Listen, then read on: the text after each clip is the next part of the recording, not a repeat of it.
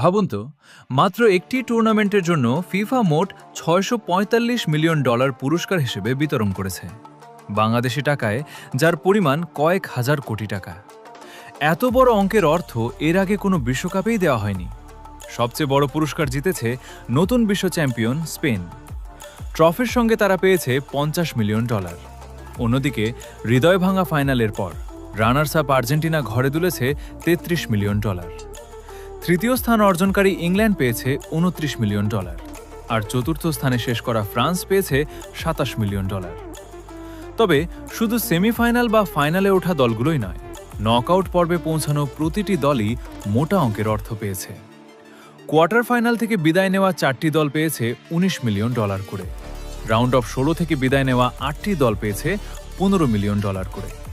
আর নতুন ফরম্যাটের round of 32 থেকে বিদায় নেওয়া 16টি দল পেয়েছে $11 মিলিয়ন করে। এমনকি যারা গ্রুপ পর্ব থেকেই বিদায় নিয়েছে তারাও খালি হাতে ফেরেনি, প্রতিটি দল পেয়েছে $9 মিলিয়ন।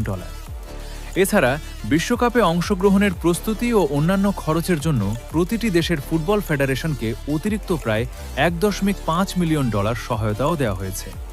অর্থাৎ 2026 বিশ্বকাপে অংশ নেওয়া প্রতিটি দেশই উল্লেখযোগ্য পরিমাণ অর্থ নিয়ে নিজ দেশে ফিরেছে। বিশ্বকাপ এখন শুধু বিশ্বের সবচেয়ে মর্যাদাপূর্ণ ফুটবল আসরই নয়, এটি বিশ্বের অন্যতম বড় অর্থনৈতিক ক্রীড়া ইভেন্টও। 2026 বিশ্বকাপে স্পেন জিতেছে ট্রফি, কিন্তু এই টুর্নামেন্টে অংশ নেওয়া প্রতিটি দলই কোনো না কোনোভাবে আর্থিকভাবে লাভবান হয়েছে। আর রেকর্ড $645 মিলিয়ন এই প্রাইজ মানি ভবিষ্যতের বিশ্বকাপগুলোর জন্য নতুন এক মানদণ্ড তৈরি করে দিল।